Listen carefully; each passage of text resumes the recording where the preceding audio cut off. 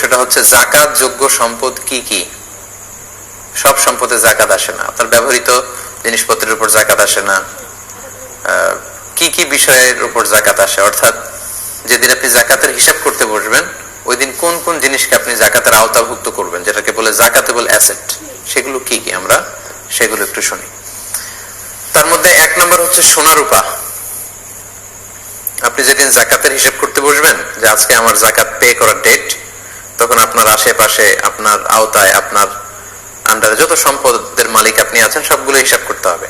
তখন আপনি প্রথমে হিসাব করবেন যে আপনার সোনা রূপা আছে কিনা, ইন এনি ফর্ম, যে কোনো ফর্মে, স্বর্ণ বা রৌপ্য যদি জুয়েলারি আকারে থাকে সেটা হিসাব করবেন। বার থাকে গোল্ডের অনেকের কাছে, বিস্কিট, 999 এর বার, অর্থাৎ একেবারে দ্য ফাইনেস্ট গোল্ড, 24 ক্যারেটের গোল্ড দিয়ে বার তৈরি করা হয় বিস্কিট, এগুলো অনেকের কাছে থাকে, এটা পুরো দাম হিসাব করতে হবে। অথবা জুয়েলারি থাকলে হিসাব করতে হবে। অনেকে শখ করে স্বর্ণের প্লেট, গ্লাস এগুলো ইউজ করেন, এগুলো ধরতে হবে। শখ করে অনেকে স্বর্ণের কলম কিনেছে, এরকমও শুনেছি। স্বর্ণের ঘড়ি ইউজ করে অনেকে। গোল্ডের, সিলভারের যত কিছু আছে এটা আপনাকে ধরতে হবে, অল আর যাকাতেবল অ্যাসেট। আচ্ছা, এরপর ক্যাশ টাকা। যেদিন যাকাত হিসেব করবেন পকেটে আছে কত, ওয়ালেটে আছে কত, ড্রয়ারে আছে কত, আলমারিতে কত, ব্যাংকে আছে কত, সেভিংস অ্যাকাউন্টে কত, কিংবা কারেন্ট অ্যাকাউন্টে কত, এগুলো সব হিসাব করতে হবে। এরপর কিছু আছে ইজিলি লিকুইডেট করা যায়, মানে এগুলো ভাঙালি টাকা পাওয়া যায়, এগুলো হিসাব করবেন। যেমন প্রাইস বন্ড কিনে রাখে অনেকে, সঞ্চয়পত্র কিনে রাখে, যেটা ডাক বিভাগের সঞ্চয়পত্র। অবশ্যই এটার থেকে যে প্রফিট আসে এটা সুদ, ওইটার উপর যাকাত আসে না, ওইটা সওয়াবের নিয়ত ছাড়া আপনি জনকল্যাণমূলক কাজে দান করে দিবেন, কিন্তু মূল যে টাকা ওইটার উপর যাকাত আসবে। ফিক্সড ডিপোজিট থাকে, ডিপিএস থাকে, ইন্স্যুরেন্স করা থাকে অনেকের, হেলথ ইন্স্যুরেন্স, লাইফ ইন্স্যুরেন্স, বিভিন্ন ধরনের ইন্স্যুরেন্স, এগুলো কিন্তু আপনাকে হিসাব করতে হবে। যেদিন আপনি যাকাতের হিসাব করতে বসেছেন ওই দিন সব হিসাব করবেন। কিভাবে করবেন? যেদিন যাকাত হিসাব করবেন ওই দিনের ডিপোজিট বা ইন্স্যুরেন্সের জন্য আপনি একটা স্টেটমেন্ট নেবেন ওই কোম্পানি থেকে বা ব্যাংক থেকে, একটা স্টেটমেন্ট নিয়ে নিতে হবে।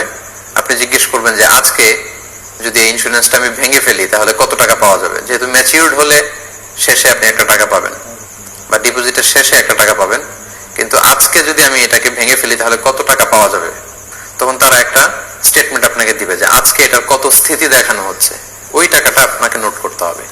ওইটা যাকাতেবল অ্যাসেট, ওইটা আপনি হিসাব করবেন। আশা করি বিষয়টা বুঝতে পেরেছেন। এরপর সম্মানিত দিনী ভাই এবং বোনেরা, ব্যবসার সম্পদে কিন্তু যাকাত দিতে হয়, যেটাকে আরবিতে আমরা বলি উরুদুত তিজারা।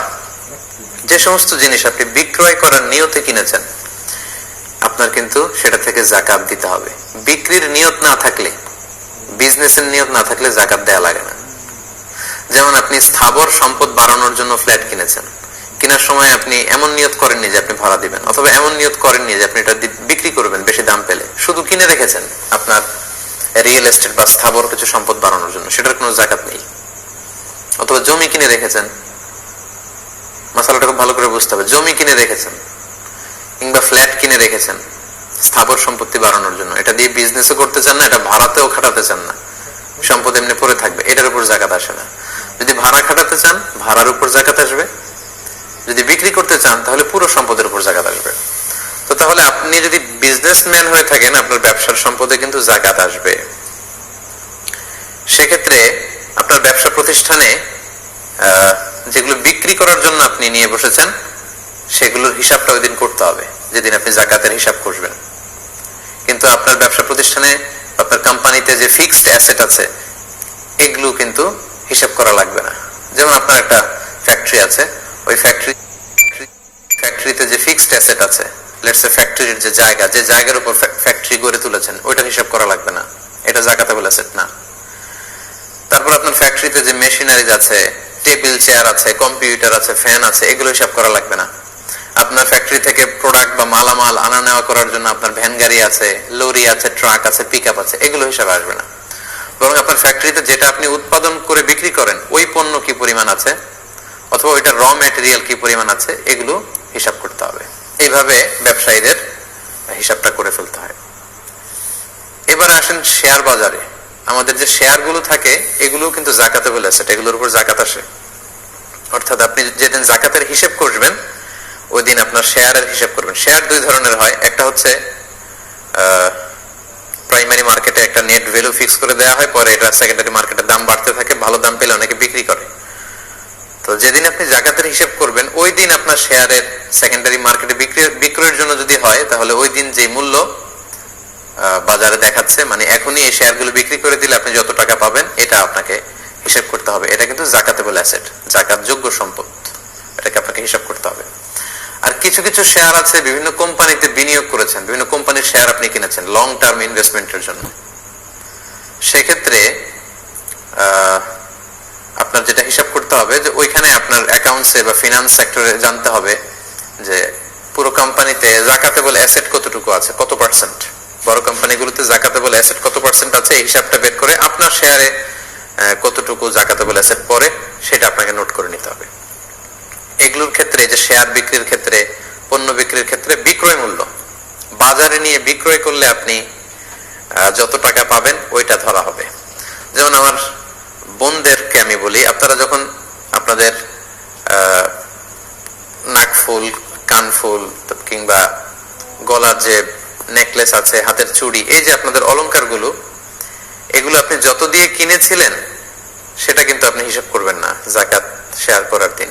আই রিপিট, আমি আমার প্রিয় বোনদেরকে বলছি, আপনার যে নাকের গহনা, কানের গহনা, গলার গহনা, আপনার যে অর্নামেন্টস বা জুয়েলারি গুলো আছে, লেটস সে আপনি 7 লক্ষ টাকার গহনা কিনেছিলেন গত বছর, তার মানে আপনি নিসাব পরিমাণ সম্পদের মালিক। এই বছর যখন আপনি জাকাত দিবেন তখন কিন্তু এটার মূল্যমান আপনি 7 লক্ষ ধরবেন না। এই 7 লক্ষ টাকার গহনা, অর্নামেন্টস গুলো বাজারে নিয়ে বিক্রি করলে যত দাম পাবেন, মানে বিক্রয় মূল্য, সব সময় বিক্রয় মূল্যটা ধরতে হবে, ওই টাকার উপর জাকাত আসবে। যেমন আপনি যদি 7 লক্ষ টাকার জুয়েলারি কিনে থাকেন, এখানে মেকিং চার্জ বাদ দিতে হবে, কারণ এগুলো যখন কারিগররা অলংকার বা গহনা বানিয়েছে একটা মেকিং চার্জ আছে, ওইটা বাদ দিবেন। এখানে খাদ আছে, এগুলোর দাম বাদ দিতে হবে। তো সাধারণত আপনি গহনা নিয়ে যদি বাজারে বিক্রি করতে যান, তারা মূল দামের 20% কেটে রেখে দেবে, 20% বাদ দিয়ে বাকি দামটা আপনাকে দিবে। ওই দামটার 2.5% আপনি জাকাত দিবেন। প্রিয় বোনেরা, এই বিষয়টা আপনাদেরকে খেয়াল রাখতে হবে। তাহলে এই পয়েন্টে আমরা জানতে পারলাম জাকাত যোগ্য সম্পদ কি কি। যে যে সম্পদগুলোর কথা আমি উল্লেখ করেছি সাধারণত এগুলো হচ্ছে জাকাতেবল অ্যাসেট, এবং জাকাত হিসেব করার সময় এগুলোর উপর আপনাকে জাকাত দিতে হবে। এবং যেদিন আপনি জাকাত হিসেব করবেন সেদিন এগুলোর উপর আপনাকে জাকাত আদায় করে দিতে হবে। তাহলে আমরা জানলাম যে কোন কোন সম্পদের উপর জাকাত দিতে হয়। এতটুকু পর্যন্ত যে আলোচনা করেছি, এতে করে আপনাদের কাছে ক্লিয়ার হওয়ার কথা যে কিভাবে আপনারা জাকাত হিসাব করবেন। খুব সহজ সোজাসাপটা নিয়ম হচ্ছে, আপনি জাকাতের হিসাবটা এইভাবে করবেন। একটু আগে আমি আপনাদেরকে জাকাতেবল অ্যাসেটের যে লিস্ট পড়ে শুনিয়েছি, মানে যে সমস্ত সম্পদের জাকাত আসে এগুলোর যে লিস্ট আপনাকে পড়ে শোনালাম, এগুলোর মূল্যমান কত, এই সবগুলো আপনাকে ক্যালকুলেট করে ফেলতে হবে, হিসাব করতে হবে, তাহলে একটা বড় অ্যামাউন্ট দাঁড়াবে। লেটস সে আজকে আপনি জাকাতের হিসাব করছেন, আপনি এগুলো সব যোগ দিয়ে ফেললেন। যোগ দেওয়ার পরে আপনি দেখবেন যে আপনার ঋণ আছে কিনা। যদি ঋণ থাকে যেটা একবারে পরিশোধ করতে হবে, এই ঋণটা আপনি এখান থেকে বাদ দিবেন। আর যদি ইনস্টলমেন্টের ঋণ থাকে, অর্থাৎ কিস্তিতে পরিশোধ যোগ্য, তাহলে আমরা বলেছি ম্যাক্সিমাম 12 মান্থস আপনি বাদ দিতে পারবেন, যেহেতু জাকাতের ক্যালকুলেশনটা বছর টু বছর, 12 মাসের কিস্তি বাদ দিতে পারবেন। এই দুইটা বাদ দেওয়ার পরে এরপরে যে ব্যালেন্স দাঁড়াবে, now this balance or this amount is the final zakatable asset.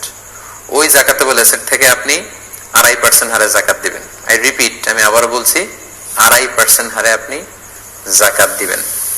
এবং অবশ্যই সেটা 1 চন্দ্র বছর অনুযায়ী হিসাব করতে হবে। যদি আপনি সোলার ইয়ার অনুযায়ী হিসাব করেন, অর্থাৎ একজন রজব মাসে নিসাব পরিমাণ সম্পদের মালিক হয়েছিলেন, তার মানে এরপরের বছর রজব মাসে আপনি জাকাত দিবেন। কিন্তু আপনি রজব, মুহররম এই মাসগুলো তো মুখস্থ রাখেননি বা ভালোভাবে জানেন না, আপনি সোলার ক্যালেন্ডার ফলো করেন, জানুয়ারি ফেব্রুয়ারিতে অভ্যস্ত, তাহলে সেটাও আপনি করতে পারেন যে আপনি জানুয়ারির 5 তারিখে যদি নিসাব পরিমাণ সম্পদের মালিক হন, এটা যদি 1 বছর থাকে, তাহলে পরের বছর জানুয়ারিতে যদি আপনি জাকাত দিতে চান, সেক্ষেত্রে কিন্তু আবার আপনার জাকাত 2.5% আদায় করলে হবে না। সেক্ষেত্রে আপনাকে 2.5% দিলে হচ্ছে না, আপনাকে দিতে হবে 2.58%। তখন জাকাতের পার্সেন্টেজ বেড়ে যাবে। এর কারণ হচ্ছে চান্দ্র বৎসর এটা 11 দিন কম, 354 দিনে 1 চান্দ্র বৎসর হয়ে যায়।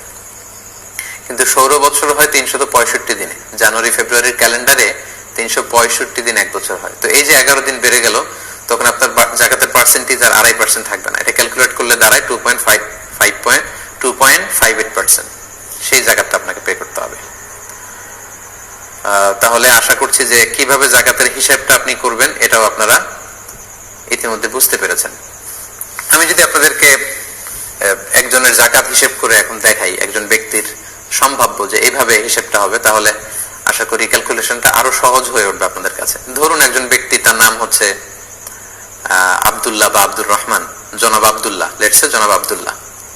উনি গত বছর রমাদানের 20 তারিখে নিসাব পরিমাণ সম্পদের মালিক হয়েছিল। মাসালান, উদাহরণস্বরূপ আমি আপনাদেরকে বোঝানোর জন্য বলছি, ফর এন এক্সাম্পল, উনি গত বছর রমাদানের 20 তারিখে নিসাব পরিমাণ সম্পদের মালিক হয়েছিল এবং পুরো 1 বছর ওনার সম্পদ আছে, আরো সম্পদ বেড়েছে, ব্যবসায় অনেক উন্নতি হয়েছে। তার মানে তার এই সম্পদের মালিকানাটা স্টেবল, কমেনি, সে সচ্ছল ধনী ব্যক্তি। পাশাপাশি তার পূর্ণ ওনারশিপে আছে এবং তার সব খরচ শেষে অনেক টাকা তার হাতে পড়ে আছে, তার মানে তিনি জাকাত আদায় করবেন। তো গত বছর রমাদানের 20 তারিখে যদি উনি নিসাব পরিমাণ সম্পদের মালিক হন, তাহলে 2020 সালের 19 সালে যদি মালিক হন, তাহলে 2020 সালের রমাদানের 20 তারিখে ওনার 1 বছর পূর্ণ হবে। মানে আজকে উনি জাকাতের হিসেব করতে বসলেন। তাহলে আজকে আমাদের আলোচনার দিকে যদি আমরা খেয়াল করি, সেটার আলোকে উনি কিভাবে জাকাতের হিসাব করবেন। ধরুন জনাব আব্দুল্লাহ উনি আজকে জাকাতের হিসাব করতে বসলেন কাগজ কলম নিয়ে।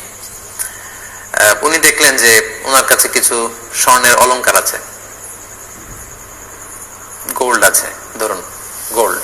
সো এই গোল্ডের হিসাব তিনি করলেন এবং বাজারে তিনি যোগাযোগ করলেন যে গোল্ড গুলো বিক্রি করলে কত টাকা পাওয়া যাবে। উনি জানতে পারলেন যে 1 লক্ষ টাকা পাওয়া যাবে। তাহলে উনি ধরুন যে কাগজে লিখলেন যে 1 লক্ষ টাকা হচ্ছে আমার গোল্ড আছে।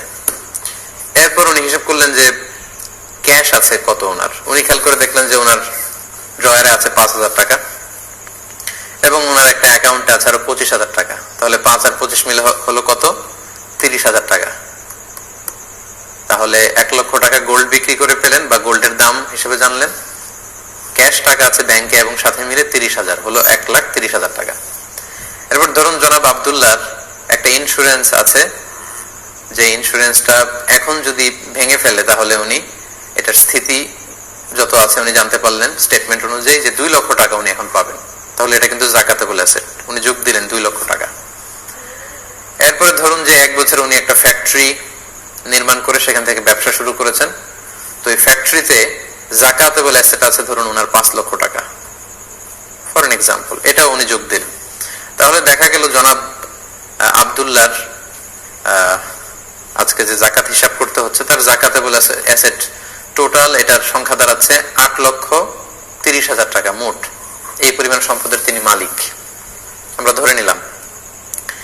এবার ধরুন আব্দুল্লাহর একটা ঋণ আছে, তার বন্ধুর কাছ থেকে কয়েক মাস আগে তিনি 1 লক্ষ টাকা নিয়েছিলেন ঋণ এবং বলেছেন যে 6 মাসের মধ্যে তিনি এটা দিয়ে দিবেন। তাহলে যেই ঋণ একবারে পরিশোধ করতে হবে, আমরা বলেছিলাম এটা পুরো বাদ যাবে। তাহলে তার মূল সম্পত্তি 8,30,000 টাকার মধ্যে থেকে উনি ওনার যেটা ঋণ পে করতে হবে এটা উনি বাদ দিয়ে ফেলবেন, যেহেতু এটা ডিডাক্ট হয়ে যাবে, 1 লক্ষ বাদ দিলেন। এবার ধরুন উনি একটা লেটস সে গাড়ি কিনেছিল ইনস্টলমেন্টে, কিস্তিতে, যেটা প্রতি মাসে মাসে উনি পে করে যাচ্ছেন। তাহলে আমরা বলেছিলাম ইনস্টলমেন্টে যদি কেউ কিস্তিতে ঋণ পরিশোধ করে তাহলে সর্বোচ্চ 12 মাসের কিস্তির টাকা উনি বাদ দিতে পারবেন। তো 12 মাসের কিস্তির টাকা যদি উনি বাদ দেন তাহলে দেখা যাচ্ছে যে এখানে আসে 1,50,000 টাকা। এটাও কিন্তু উনি টোটাল টাকা থেকে বাদ দিতে পারবেন। তাহলে জনাব আব্দুল্লাহর মোট জাকাতযোগ্য সম্পদ বা জাকাতেবল অ্যাসেট আমরা যোগ করে পেলাম 8,30,000 টাকা এবং ওনার 2টা ঋণ আছে, একটা এককালীন পরিশোধযোগ্য আর একটা কিস্তিতে বা ইনস্টলমেন্টে পরিশোধযোগ্য। এই 2টা যদি আমি যোগ দিই তাহলে হচ্ছে 2.5 লক্ষ টাকা। তাহলে ওনার মূল সম্পদ 8,30,000 টাকা থেকে আমরা যদি 2.5 লক্ষ টাকা বাদ দিয়ে দিই তাহলে জনাব আব্দুল্লাহর কাছে এখন থেকে যাচ্ছে 5,80,000 টাকা। এই 5,80,000 টাকা হচ্ছে ওনার জাকাতেবল অ্যাসেট। এই 5,80,000 টাকার উপর থেকে উনি 2.5% হারে জাকাত দিবেন। 5,80,000 টাকাকে যদি 2.5% দিয়ে উনি ভাগ দেন তাহলে দেখা যাবে যে ওনার জাকাতের টাকাটা বের হয়ে আসছে। তো 5,80,000কে 2.5% হারে যদি আমরা হিসেব করি তাহলে ওনার 14,500 টাকা জাকাত আসে। বাংলাদেশি টাকায় 5,80,000 টাকা থেকে 2.5% জাকাত আসে 14,500 টাকা। তো জনাব আব্দুল্লাহ সাহেবকে এই 14,500 টাকা আল্লাহর বর্ণিত যে 8টি খাত আছে, যে কোনো একটি খাতে যাকাত আদায় করে দিতে হবে।